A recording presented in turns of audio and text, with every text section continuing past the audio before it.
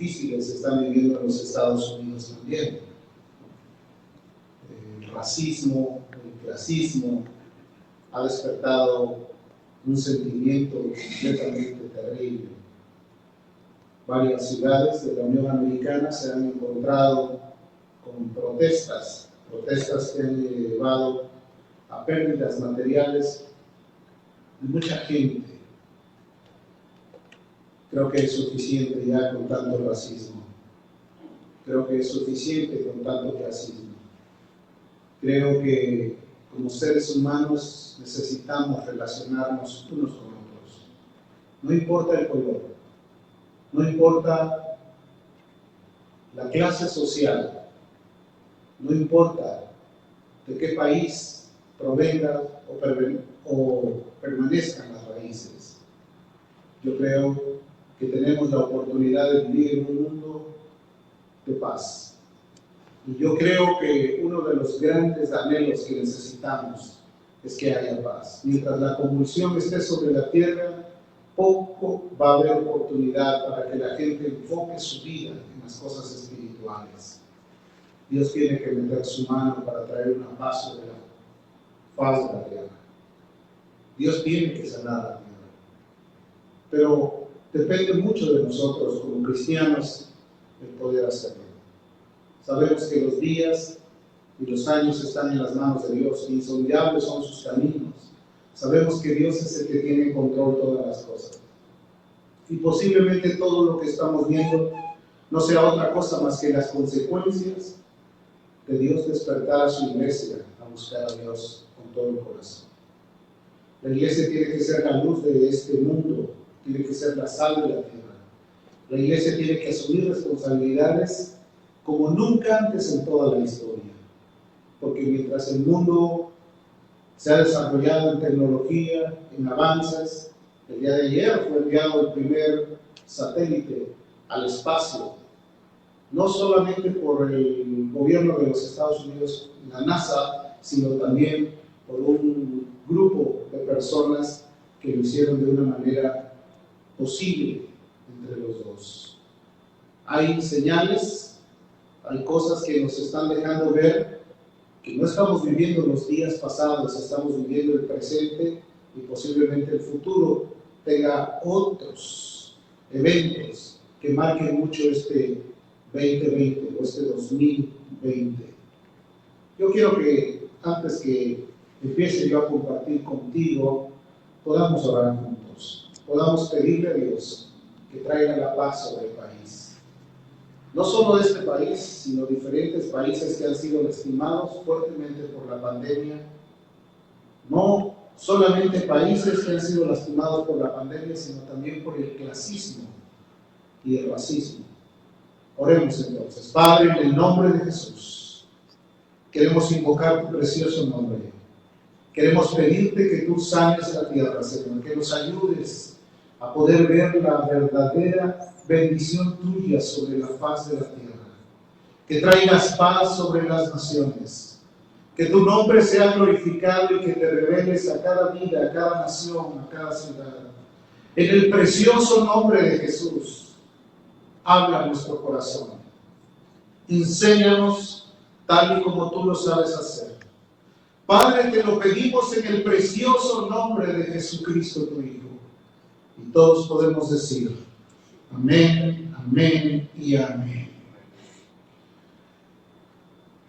El Salmo 119, en el versículo 11, dice de la siguiente manera. En mi corazón he guardado tus dichos para no pecar contra ti. Oh, esta es una de las grandes virtudes que podríamos tener como hijos. El guardar sus dichos, el guardar su palabra, el poder reconocer que la palabra llegó a nuestras vidas y que es efectiva cuando se anida en nuestro corazón y produce acciones que lleven gloria al Dios del cielo. Pero, ¿cuáles son los problemas más frecuentes en los corazones desilusionados? Esta tarde o este día quiero hablarte acerca de los corazones desilusionados.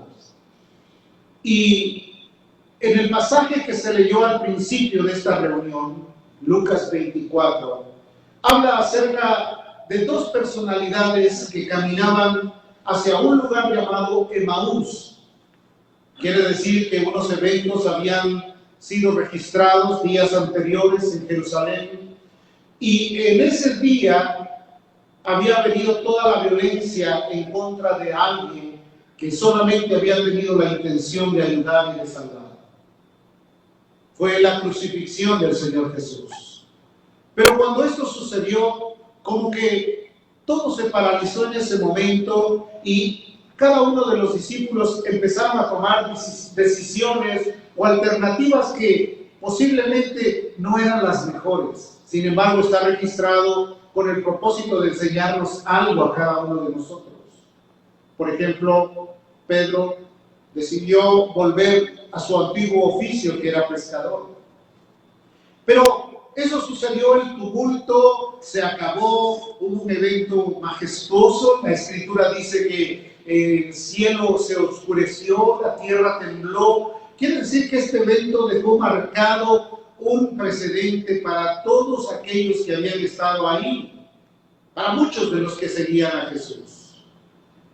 Pero de repente, cuando esto empieza a suceder, cada persona empieza a tomar una alternativa diferente. Se acabó todo, ya han quitado al maestro, ya no está con nosotros Jesús, ahora cada quien debe de hacer lo que bien le parezca o lo mejor que puedan hacer. Entonces, habían terminado con muchas aspiraciones para ellos. Posiblemente muchos se sintieron que ya sus objetivos estaban dañados. ¿Ahora qué hago? Ya no está Jesús. Ya no está aquel que nos enseñaba, aquel que podíamos ver hacer milagros, señales, prodigios, aquel que tenía todo bajo el control de su vida y que en cierta manera mucha gente lo glorificaba y le daba aplausos y le gritaba hosana y le gritaba cosas agradables, pero también otros se habían confabulado para que se llevara a cabo la tragedia más grande de todos los tiempos, la crucifixión. Los sueños de muchos de ellos quedaron quebrados. Qué terrible cuando alguien pierde los sueños. Qué terrible cuando una persona ya no sabe qué es lo que sigue, qué voy a hacer ahora, ya se acabó esto. Cuando hay sueños, pareciera que existen muchos propósitos por realizar. Hay ánimo, hay una iniciativa de poder llevar a cabo las cosas, pero cuando los sueños se acaban, las posibilidades se vienen a tierra, las esperanzas ya no son las mismas y los propósitos tienden a decaer continuamente. Muchas son las personas que en este tiempo han perdido deseos y anhelos. Por eso he llamado corazones desconsolados. Y anhelos solamente por perder el ánimo de continuar adelante, de añadir una actitud diferente para continuar en esto. Fíjate, ellos habían empezado a caminar hacia una población que se encontraba más o menos como a 7 millas de distancia. Estamos hablando de unas 11 kilómetros de distancia, y en el camino ellos iban tan absortos en su melancolía, en su tristeza, que no se pudieron percatar que en ese preciso instante el mismo Señor resucitado se les apareció y empezó a platicar con ellos. Ellos ni siquiera tomaron en consideración quién estaba a su lado, como dándoles a entender: yo les había prometido que iba a estar con ustedes todos los días. Pero ellos estaban en su pena, estaban en su angustia, estaban en su desesperación, estaban en su completa ansiedad de haber perdido su enfoque. Ellos dijeron: Jesús va a estar con nosotros, vamos a seguir hacia adelante y todo va a ser glorioso. Pero cuando fue arrebatado a través de este trágico evento de la crucifixión, todas las aspiraciones se vinieron a tierra. Pedro, como te dije, fue el primero en tomar una determinación, porque era arrojado, porque era alguien que consideraba las cosas como: si yo las hago al momento, entonces todos me van a seguir. Y agarró su vieja red y se fue a pescar, donde el resultado fue un fracaso rotundo. Como queriendo demostrar que si estamos separados de Dios no podemos hacer nada. Por muchos intentos que hagamos, por muchos esfuerzos que tengamos, podemos nosotros no tener resultados benéficos. Cleofas, el acompañante de aquel otro que iba a su lado, iban completamente entregados al dolor, al quebranto. Estaban completamente ansiosos de poder llegar a ese lugar a donde ellos iban a encontrar su refugio. Habían dejado Jerusalén, ahora iban rumbo a Emaús. ¿Por qué? Porque ya en Jerusalén no había objetivos, porque ya no estaba el Mesías, porque ya no estaba el Maestro, porque ya se había acabado posiblemente todas las aspiraciones que tenían de caminar con aquel que todo el tiempo les estaba demostrando cosas maravillosas, sumergidos en una terrible pena. Y no vieron que estaba ahí con ellos, un caminante que empezó a ser un interlocutor. Y ellos le dijeron: eres el único que no sabe lo que sucedió en el monte de la Calavera. Eres el único extranjero que estás ajeno a saber todos los acontecimientos que sucedieron en Jerusalén. O sea, en otras palabras, no estás informado, pero ni siquiera volteaban a ver su rostro, sumergidos en la pena y en el dolor. Jesús los cuestionó y les empezó a preguntar, pero Jesús solamente veía corazones desmoralizados, un desánimo total. En este instante y en este preciso momento, así están los corazones de muchos.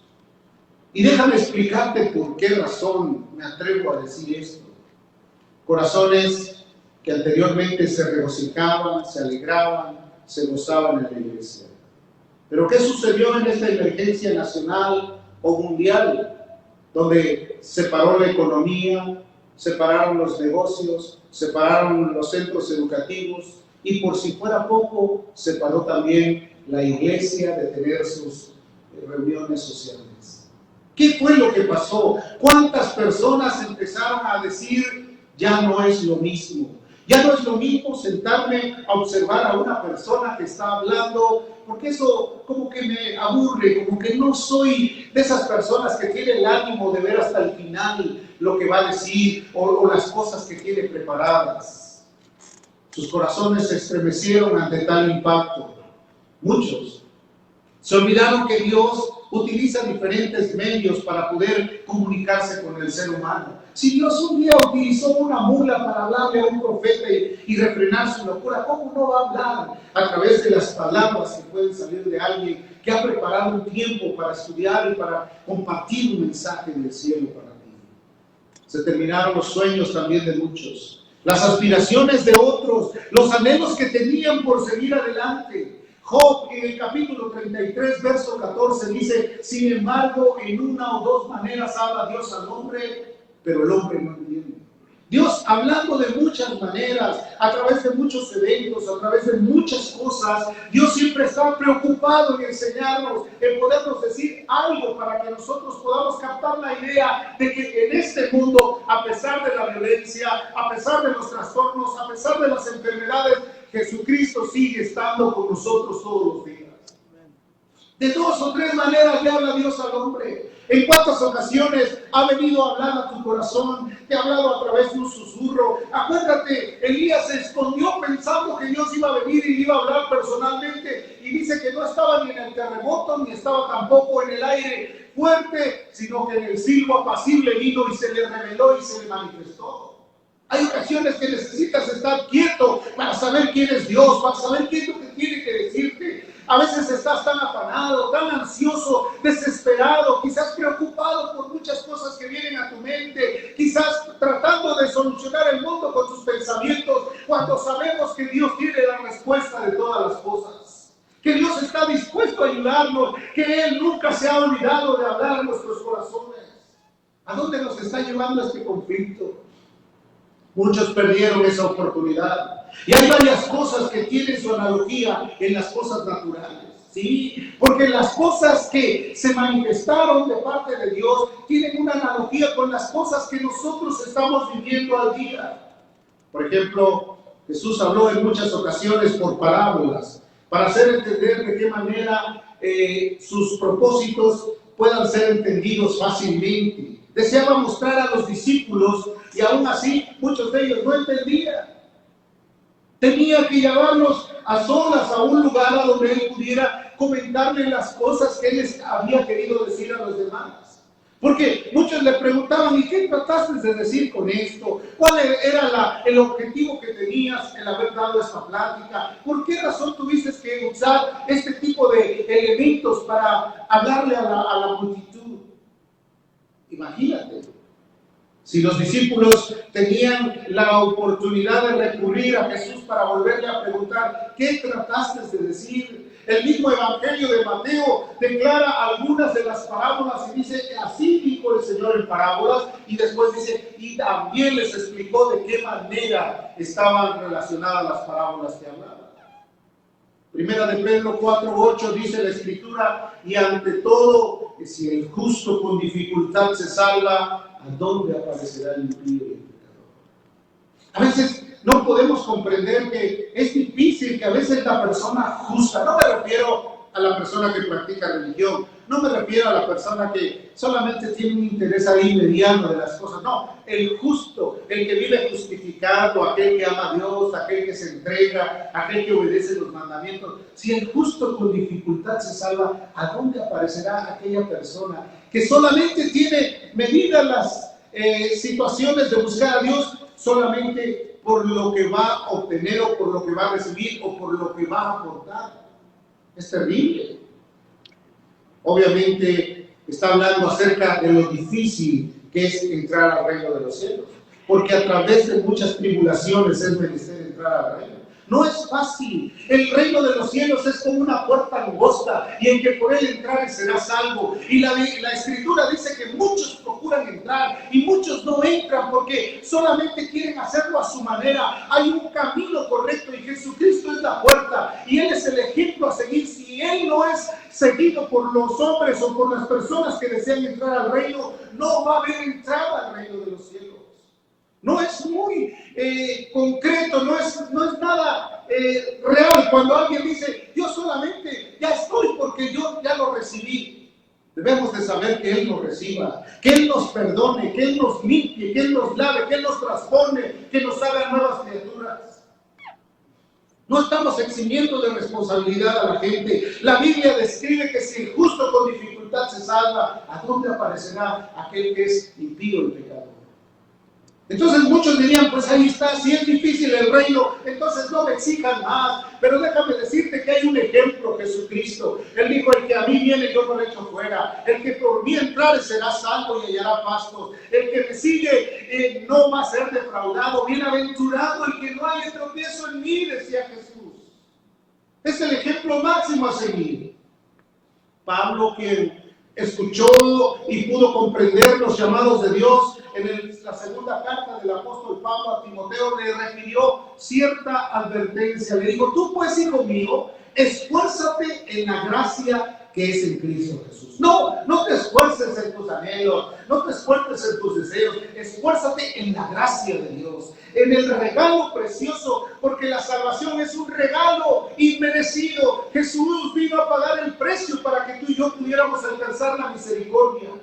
Y le dijo, pero lo que has oído de mí ante muchos testigos, esto encarga a hombres fieles que sean idóneos también para enseñar a otros, que sean fieles, que comprendan que lo que han aprendido es algo sumamente importante. Como decía David, en mi corazón he guardado tus dichos para no pecar contra ti.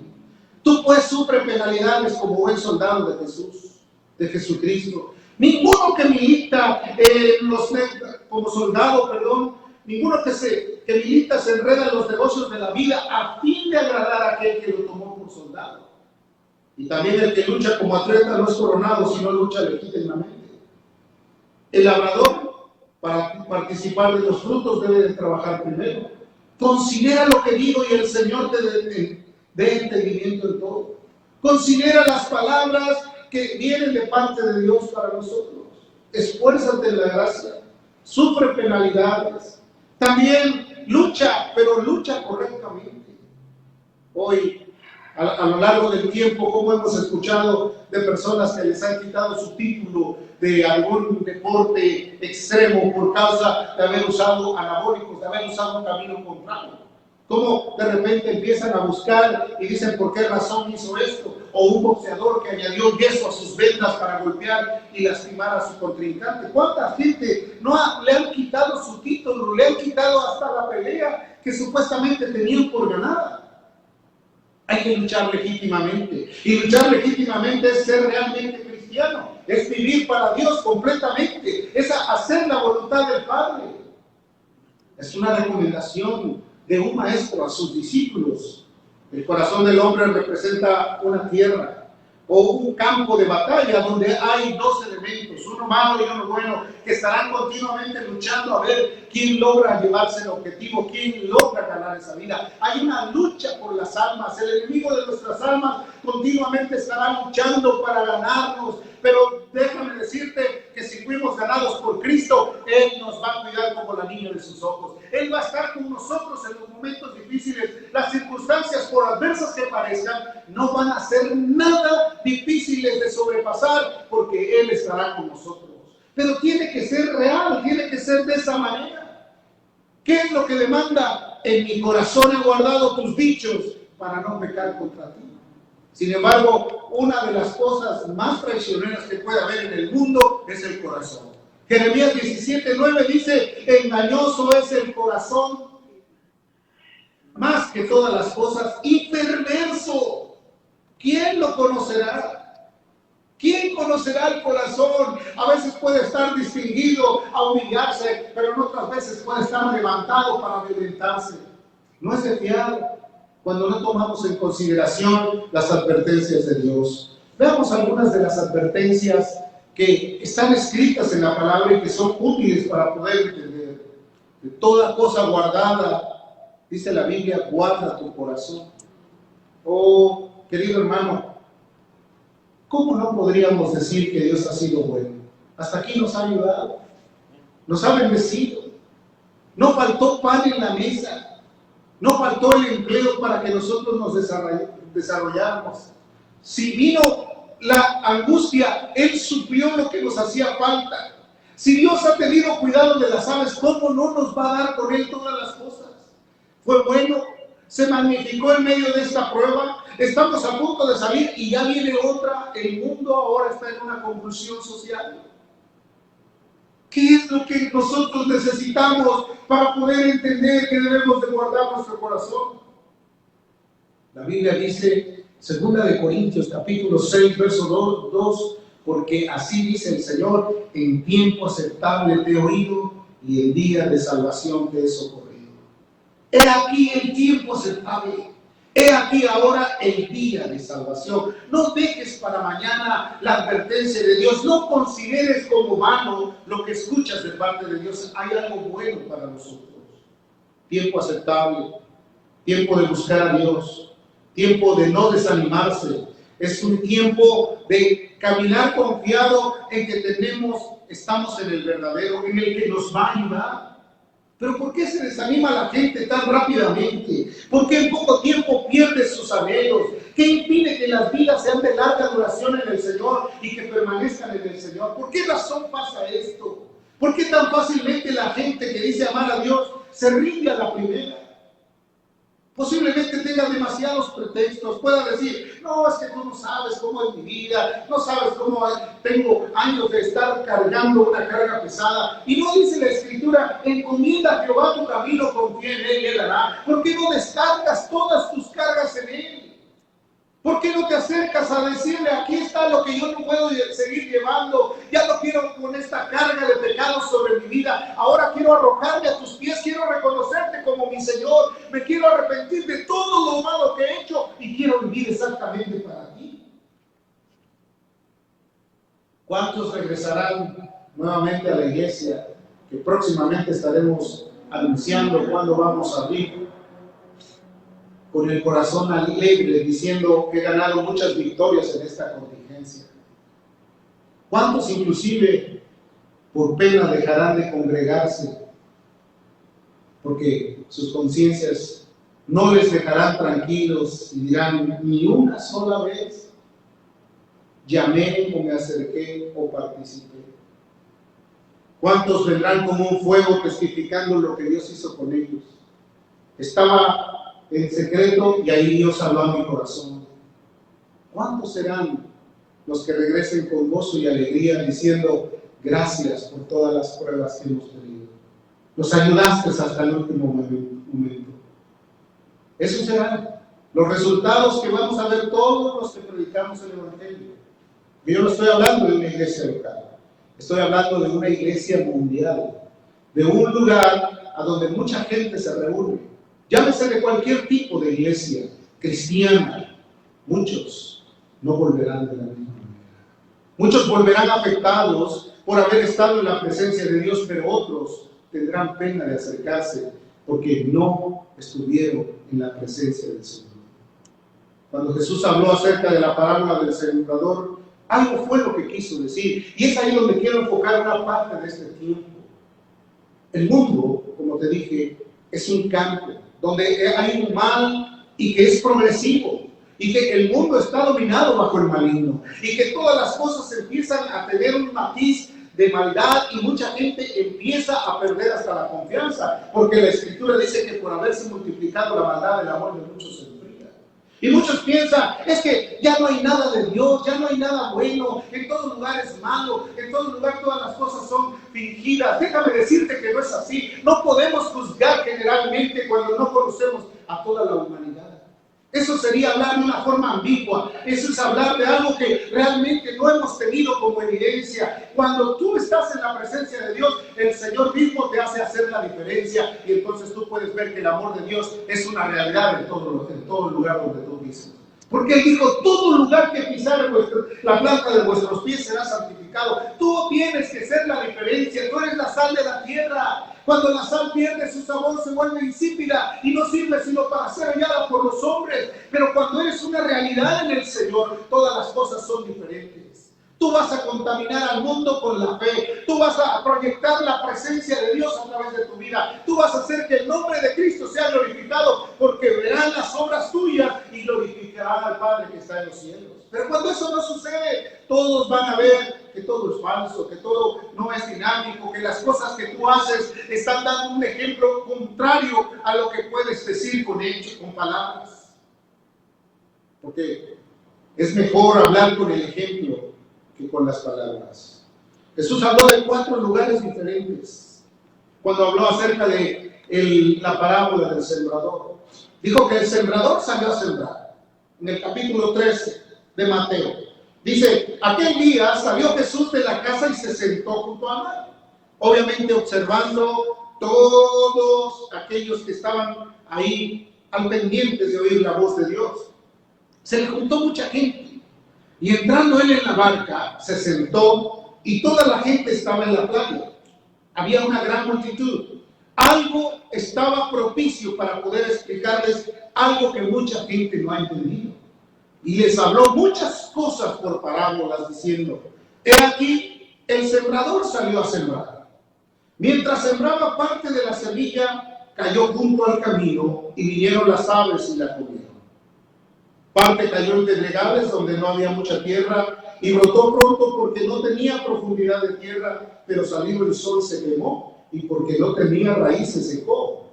Y parte cayó entre espinos y los espinos, dice, crecieron y la ahogaron. Pero una parte cayó en buena tierra y dio fruto cual a 100, cual a 60 y cual a 30 por uno. Y después les explicó y les dijo, el que tenga oídos para oír, oiga. Quiere decir que habló de 4 terrenos diferentes. Y yo quiero decirte que todo el mundo debe de estar situado en una parte de esos terrenos. Todos tenemos participación, porque él habló de una forma generalizada. Él trató de explicar cómo se relaciona el mundo y cómo es que la palabra de Dios puede llegar a afectar o puede ser imposibilitada para no crecer. En primer lugar dice que una parte de la semilla cayó junto al camino.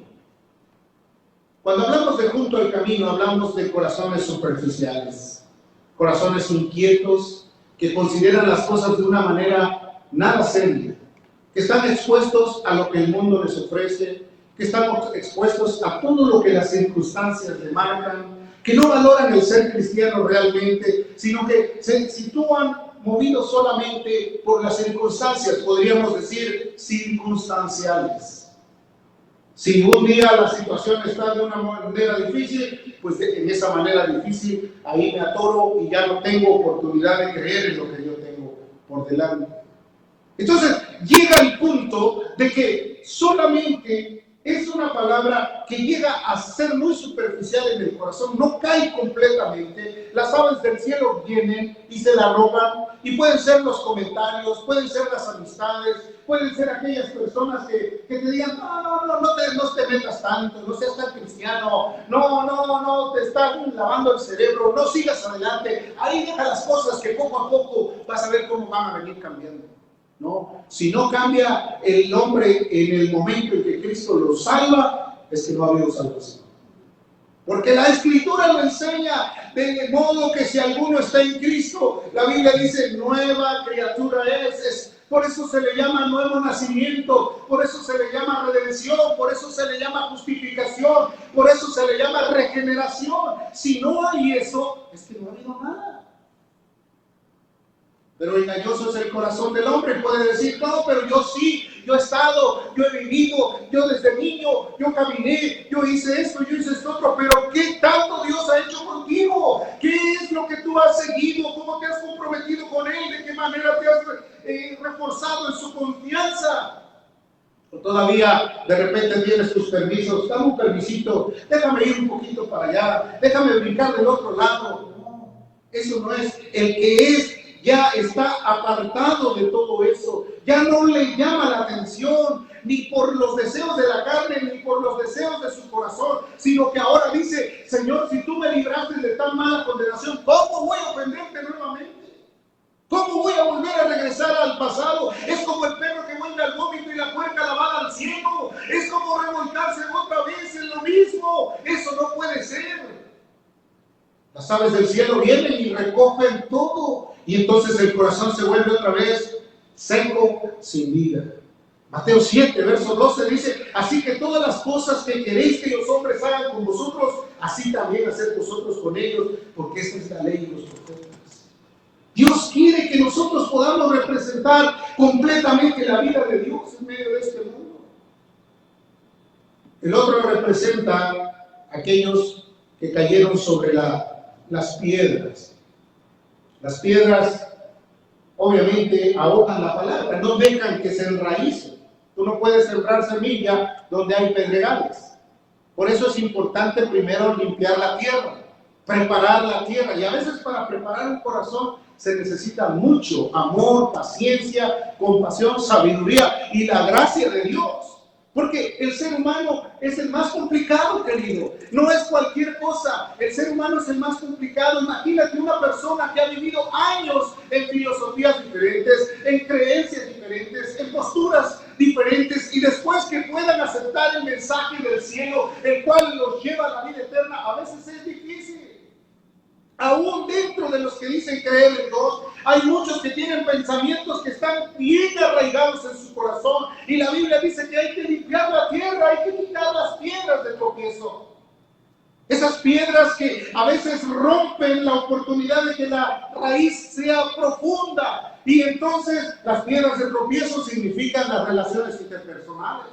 ¿Sí? Porque la Biblia dice que nosotros somos como piedras vivas que edificamos la casa del Dios del cielo. Piedras reales. El pueblo de Israel, ¿cuál fue el problema por el cual se amargó antes de llegar a aquel lugar que se llamaba, donde había 70 palmeras? ¿Cuál fue el problema? Que llegaron a tomar aguas de la amargura. Porque en sus relaciones interpersonales no podían aceptarse el uno al otro, siempre viendo cuál es el detalle, siempre viendo de qué manera te comportas, cómo vives, de qué manera estás haciendo tu obra. Y entonces había unas relaciones frustradas, porque nadie puede pensar que Dios quiera cambiar la vida del ser humano. Muchos dicen, no, esto sigue igual, pero Dios puede cambiar la vida del ser humano. Si el hombre es humilde y sensato. Entonces, las piedras de tropiezo evitan que haya esa profundidad de raíces. Otros fueron los que cayeron sobre los espinos. Los espinos. Los afanes de este siglo, los deseos de la prosperidad, los anhelos. Y no quiero decir que el cristiano no pueda vivir cómodamente o no pueda tener a su forma de vida pues ejemplos de tener lo suficiente o la capacidad de poder tener todas las cosas para ser autosuficiente. No me refiero a eso, sino el perder el enfoque. Jesús dijo algo muy importante: busca primeramente el reino de Dios y su justicia, y todas las cosas vendrán por añadidura. Y hay gente que lo ha hecho y lo ha comprobado. Buscan a Dios y de repente empieza Dios a proveer sobre ellos todo lo que ellos necesitan. Y son las personas más felices, son las personas que comparten deliberadamente, son las personas que pueden tener gente a su servicio porque han cumplido con los mandamientos de Dios.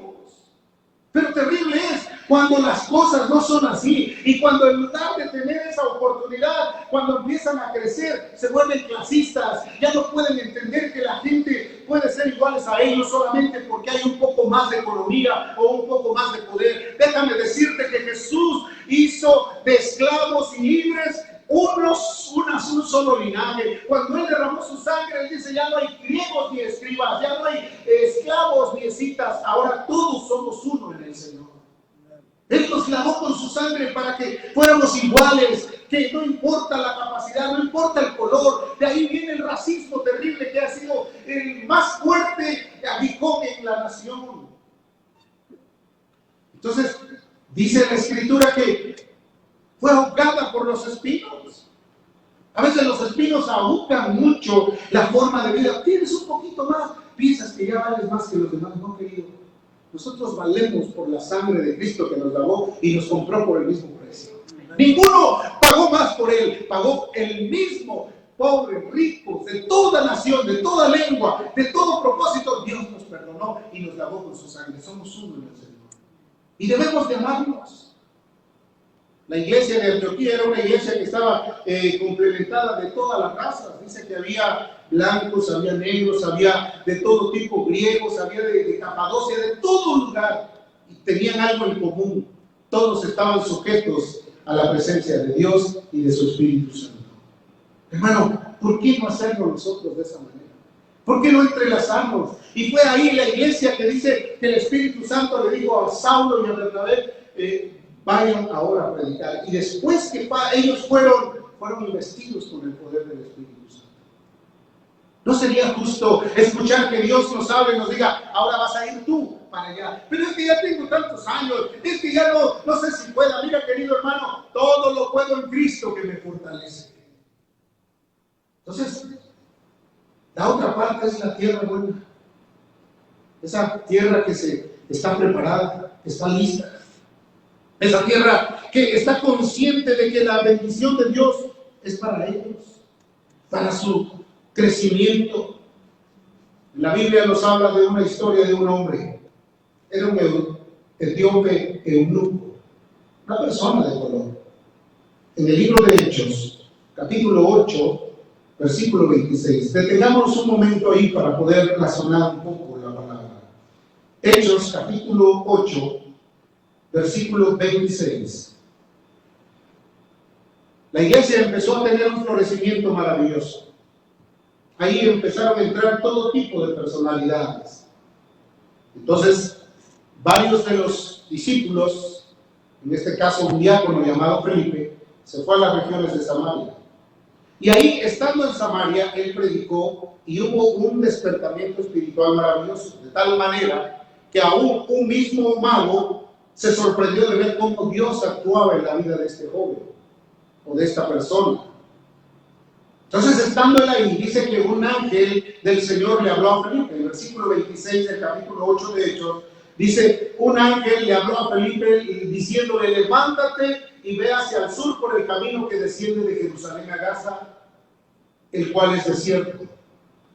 Entonces, él se levantó y fue, y sucedió que un etíope eunuco, funcionario de Candace, reina de los etíopes, el cual estaba sobre todos sus tesoros y había venido a Jerusalén para adorar, volvía sentado en su carro leyendo al profeta Isaías. Fíjate, fue algo completamente bien dirigido. El Espíritu le dijo: levántate, vete a ese lugar y ahí acércate a ese carro donde va este etíope. Era un hombre de color, iba leyendo el libro o el rollo del profeta Isaías.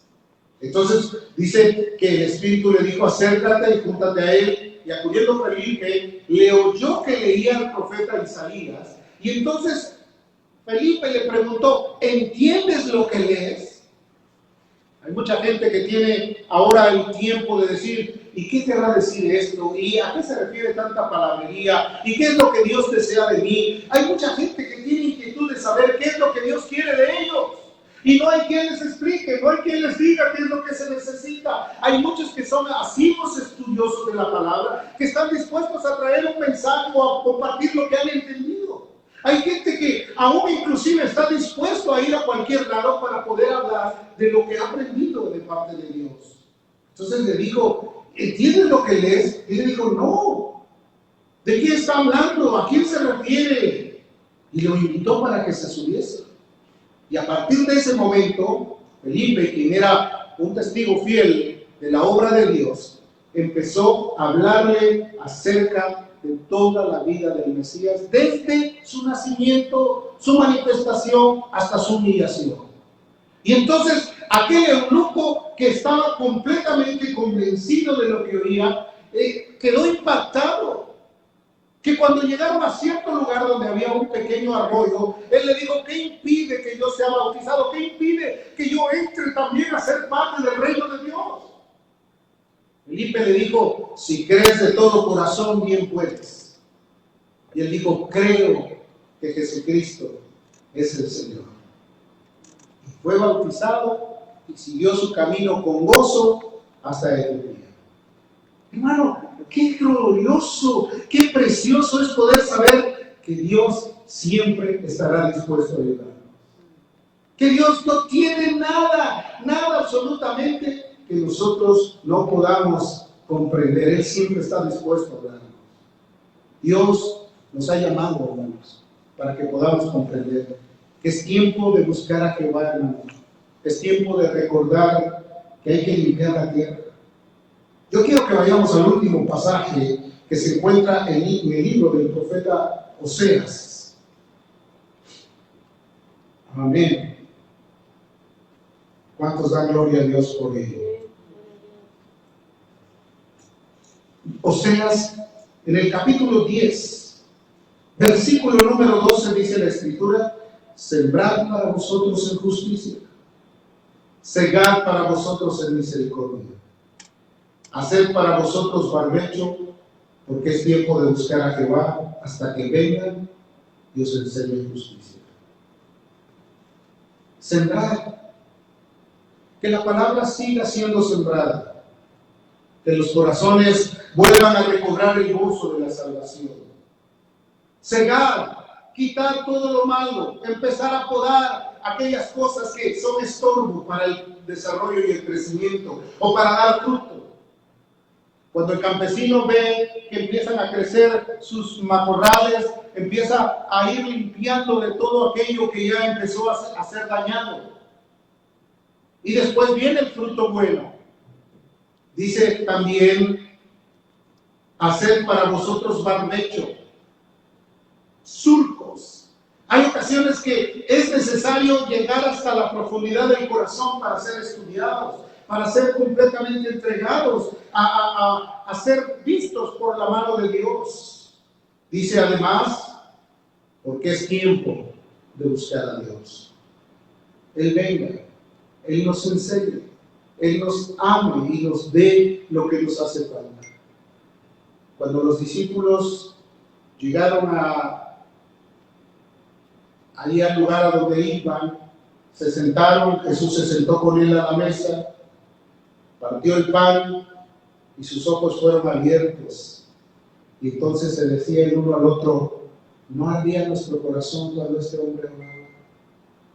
Emaús, ahí en esa noche, volvieron a recoger las aspiraciones que habían perdido. Querido hermano, que nosotros podamos recoger las aspiraciones que hemos dejado olvidar. Jesús no merece que nosotros tiremos nuestras armas de guerra. El mundo está en conflicto. Somos testigos aquí en esta misma ciudad, un poquito al norte de la ciudad. El día de ayer Había manifestaciones y seguirá habiendo, yo creo, porque la gente está deseosa de algo nuevo. Y qué mejor que sea Cristo llenando esos corazones secos y vacíos. Que abran nuestros corazones, hermanos, para poder darle a Él lo que Él se merece. Cierra tus ojos un momento. Cierra tus ojos.